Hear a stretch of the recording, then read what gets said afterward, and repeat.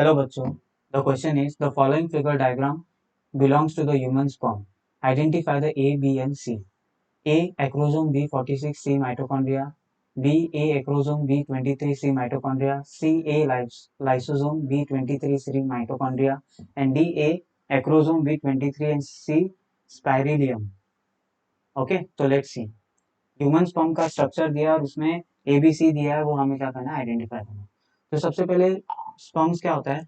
Sperms is a male reproductive organ. Sperms is a male reproductive organ. Sperms is a male reproductive organ. Sperms is a male reproductive organ. Reproductive. Sorry. Sperms is a gametes. Male gametes. Sperms is a male gametes. Sperms is a male gametes, which is produced. Which is produced in seminiferous tubules. In seminiferous tubules. In testes. In testes. In male reproductive system. In male reproductive system. Okay, now the sperm is consist of your a head, neck and tail. So this is your head, this is your neck, this is your neck and this is your tail part. Okay, so जो sperms का body है, sperms is divided into, the sperm's body is divided into three parts. First is head, second is neck and third is your tail. Okay, now head part consist of your acrosomes. तो यहाँ पे क्या होता है, हमारा acrosomes होता है. अभी acrosomes क्या होता है? Now acrosomes is one of your lysosomes only. ये lysosomes ही होता है, lysosomes ही रहता है, which is filled with enzymes, which is filled with hydrolytic enzyme, which is filled with hydrolytic enzymes such as hydroallogenase that helps in a fertilization of ovum. तो fertilisation के time पे क्या होता है, ओवम पे जो आउटर लेयर होता है, जो आउटर कवरिंग होता है, विच इज कॉल्ड एज जोना पेडिसुला, तो उस जोना पेडिसुला को डिसॉल्व करने के लिए ये हाइड्रोलाइटिक एंजाइम्स क्या होते हैं, रिलीज होते हैं और हेल्प करते हैं स्पर्म्स को ओवम के साथ फर्टिलाइज या यूनियन होके या फ्यूज होके जाइगोट फॉर्म करने में, तो फर्टिलाइजेशन में हेल्प करते हैं. तो ये होता है आपका acrosome. So this is a will be your acrosomes. ए क्या है आपका, एक्रोसोम्स है. Then B. Now here in head part under the acrosomes your nucleus is present. Now in nucleus the genetic materials are there. Genetic materials is present with haploid sets of chromosomes. With haploid sets of chromosome. With haploid sets of chromosome. तो genetic material present होता है वो chromosome में ही रहता है, लेकिन chromosome कैसे होते हैं, हैप्लॉइड सेट्स होते हैं, मतलब n number of chromosomes will be there. तो यहाँ पे हमें ये पूछा कि न्यूक्लियस दिया है लेकिन कितने क्रोमोसोम है वो हमें बताना है. तो नॉर्मली ह्यूमन में 46 क्रोमोसोम होते हैं. नॉर्मली ह्यूमन सेल्स जब डिप्लॉयड होते हैं, डिप्लॉयड मतलब when in any cell when the two sets of chromosomes are there, two sets means 23 into 2 that is total 46 chromosome जब प्रेजेंट होते हैं उस सेल को हम डिप्लॉयड सेल बोलते हैं.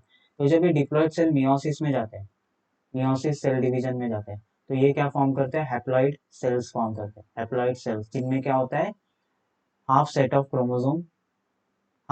क्रोमोसोम्स होता है पेरेंट सेल के कंपैरिजन में, समझ रहे हो. और उन्हीं को हम क्या बोलते हैं, उन्हीं हैप्लॉइड सेल्स को क्या बोलते हैं, हम इन्हें एन से भी डिनोट करते हैं, इन्हें हम 2n से डिनोट करते हैं क्योंकि इनमें 2 सेट्स ऑफ क्रोमोसोम होते हैं, मतलब एक पेयर एक क्रोमोसोम के 2 पेयर होते हैं, तो वैसे सेल को हम डिप्लॉइड बोलते हैं। और जब वो डिप्लॉइड मियोसिस में जाके हैप्लॉइड सेल्स फॉर्म करते हैं तो उन्हीं हैप्लॉइड सेल्स को हम क्या बोलते हैं, गैमेट्स बोलते हैं। और in case of male, sperm will be your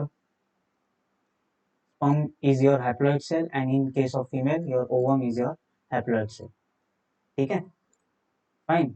तो यहाँ पे क्रोमोसोम कितना होगा, यहाँ पे क्रोमोसोम होगा एवरीबडी n, ठीक है, that is your 23 chromosome, fine. Then in neck now neck as a that is neck, that is middle piece, it is consist of mitochondria। यहाँ पे क्या प्रेजेंट होता है, माइटोकॉन्ड्रिया प्रेजेंट होता है। Now the mitochondria is arrange in zigzag manner, okay, and it produce the energy. Mitochondria का काम क्या है, ये प्रोड्यूस करता है energy which helps for the movements of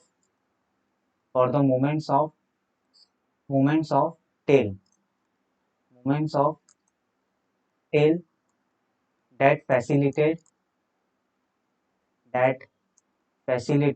the sperm motility, वो एनर्जी प्रोड्यूस करता है ताकि स्पर्म मोटाइल हो इन द फीमेल बॉडी, ताकि वो क्या कर सके, which is essential for fertilisation. During the coitus जब स्पर्म रिलीज होता है फीमेल बॉडी के अंदर, so through the vagina through the uterus they enters into the fallopian tube for the fertilization। तो वहां तक जो स्विमिंग एक्शन होता है बाय द टेल, उसके लिए एनर्जी चाहिए, और वो एनर्जी कौन प्रोड्यूस करता है, आपका माइटोकॉन्ड्रिया, गेट इट, ताकि फर्टिलाइजेशन प्रॉपरली, फाइन। तो दिस इज द स्पर्म। तो यहाँ पे जो सी रहेगा, वो सी क्या रहेगा आपका, माइटोकॉन्ड्रिया रहेगा, mitochondria. And last tail is use for the motility of the sperm. तो अभी हमें यही पूछा है कि identify A B and C. तो ए क्या होना चाहिए, एक्रोजोम होना चाहिए, ठीक है, तो यहाँ पे लाइसोसोम दिया है तो ये नहीं हो सकता, यहाँ पे एक्रोजोम दिया है, ठीक है। बी क्या होना चाहिए, बी में न्यूक्लियस है लेकिन कितने क्रोमोसोम होना चाहिए, 23, ओके, चलो यहाँ पे भी 23 है, यहाँ पे भी 23 है, यहाँ पे 46 है, तो ये ऑप्शन भी नहीं हो सकता। सी आपका क्या होना चाहिए, माइटोकॉन्ड्रिया होना चाहिए, यहाँ पे सी क्या होना चाहिए, माइटोकॉन्ड्रिया, ठीक है। तो यहाँ पे क्या दिया है, स्पाइरुलम, तो ये भी नहीं हो सकता।